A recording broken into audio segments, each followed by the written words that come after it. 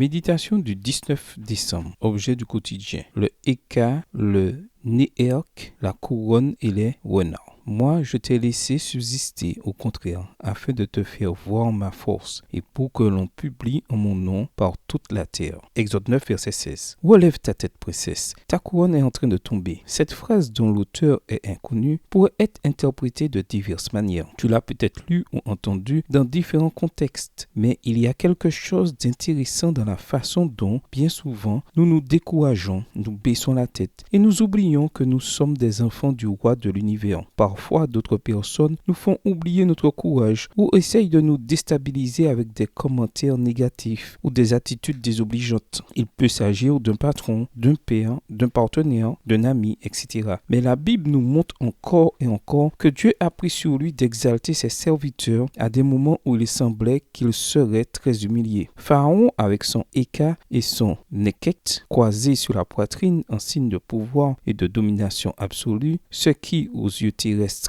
était vrai, était déterminé à empêcher le départ du peuple de Dieu de l'Égypte. Mais Dieu utilise même ses ennemis pour montrer sa puissance. Et c'est ce qu'il a dit à Moïse. Aujourd'hui, il est prêt à faire la même chose pour nous. C'est lui qui renverse les rois et qui établit les rois. C'est lui qui révèle ce qui est profond et caché. Daniel 2, les versets 21 et 22. Si un ennemi veut te sous-estimer ou arrêter les plans divins, si un ennemi semble gagner la bataille, aie confiance en Dieu, en sa providence, en son pouvoir et en l'accomplissement de ses promesses. Et les renards qui volent les vignes, comme le mentionne la femme Sulamite dans le Cantique des Cantiques, voudront toujours rôder et voler notre joie. Ils feront obstacle à notre relation intime avec Dieu et à ses plans pour notre vie. S'il existe une forme d'oppression que tu ne comprends pas, qu'elle soit économique, politique ou émotionnelle, confie-la à Dieu et demande que les personnes qu'il laisse en vie accomplissent sa volonté et fassent partie de son plan, même si c'est sans le savoir. Dieu est bon pour toujours et son nom sera proclamé sur toute la terre. Comme il a accompagné Moïse, il nous accompagnera, toi et moi, jusqu'à ce jour glorieux. Je t'invite à relever la tête aujourd'hui et à garder le texte d'Ésaïe 60 et versets 1 à 3 à l'esprit. Bonne journée à toi et que le Seigneur te bénisse.